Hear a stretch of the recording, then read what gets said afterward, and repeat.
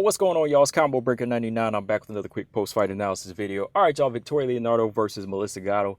Finally, Melissa Gatto was able to score her UFC debut after 3 years of being signed. She's been having some USADA issues and, some different cancellation issues. So, it's kind of put her on the back burner. But Saturday night, she went in there, scored a dominant performance over, dominant win, via second round TKO after a doctor stoppage against Victoria Leonardo. At first, I thought the fight was a little premature as far as the stoppage. I thought it was a premature stoppage. And, after going back and looking at it, I did say, okay, that was legit, especially with the injury that Victoria Leonardo suffered, which I'll talk about here in a minute. But overall, man, going back to Gatto, I think Gatto was definitely showcasing some good well-roundedness, good stand-up, good use of her length, good clinch control, good wrestling, just overall high-paced jiu-jitsu, too. I think that was really setting the pace of the fight. And it was really starting to gas out Victoria Leonardo. Victoria Leonardo was not used to this pace, which I'll talk about here in the first round. Real quick in the first round, good leg attack from Gatto. Nice jabs upstairs and just good leg attack, just really mixing it up. Nice clinch control, knees to the body, and then scoring a takedown. Victoria Leonardo wanted to do something with the takedown. She wanted to reverse it, but Gatto was just too slippery. She was able to go in for an armbar attempt and slide to the back of Victoria Leonardo and just keep it high pace. She kept the fight high pace. And that's what I like about high-paced jiu-jitsu, like her and Mackenzie Dern and even Jessica Panay.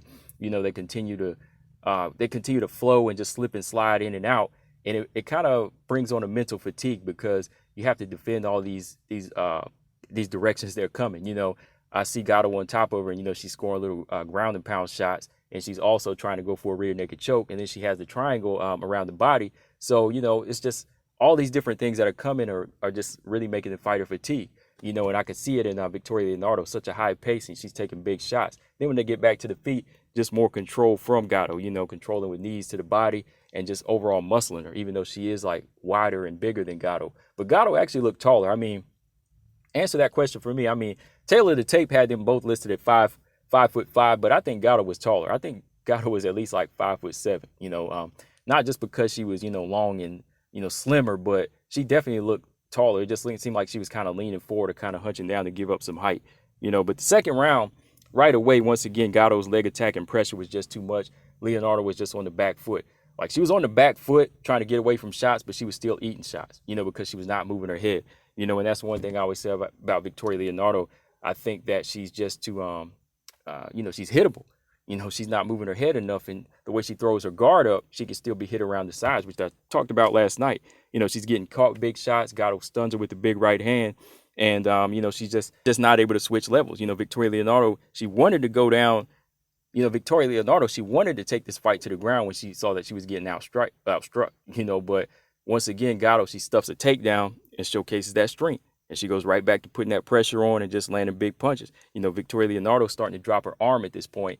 And I'm thinking when she's dropping her arm, something is wrong. It was similar to Kanako Murata when I went back and looked at it. I was like, okay, something's wrong here because every 2 seconds she'll step back and kind of drop the arm. She'll step back, drop the arm, and, she'll try to go on attack, but she just can't get anything off because Gatto was too fast, too long and too fast. And she was just too surgical with her right hand. So after that second round finished, I said something looked like it was wrong.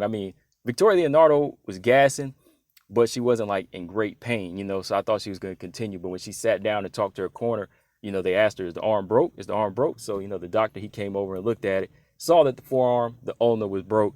So they stopped the fight, and I thought it was premature, but it was a good stoppage. You don't want that type of long-term damage. This was the second fight in a row where she broke her arm. A second fight she's lost in a row, by TKO. So moving forward from here, Gatto, like I said, she showcased some good stand-up, good well-roundedness. Victoria Leonardo, it is questionable about her career in the UFC now. She's losing to this level of fighters, that are coming in and just really going in and utilizing everything. They're utilizing everything on her, and she just doesn't have that ability to adjust on the fly.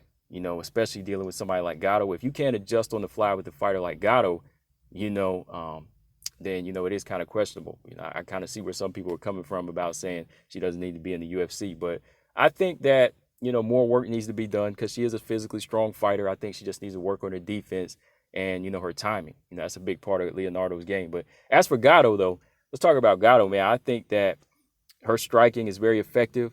From what I've seen, you know, she's a long fighter, and I think the way she uses her length and her physical strength, I think it'll be a problem for the flyweight division. You know, granted, we start seeing her in there with the right fights, and she starts graduating.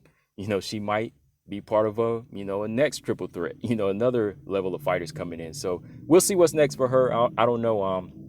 Poliana Bateo, you know, I threw out Jillian Robertson, but some people might think that's too hard, right? BJ, y'all might think that's too hard for Gatto, but we'll see, man. Guys, let me know in the comment section what y'all think is next for Melissa Gatto. Combo Breaker 99. I'm out. Subscribe. Peace.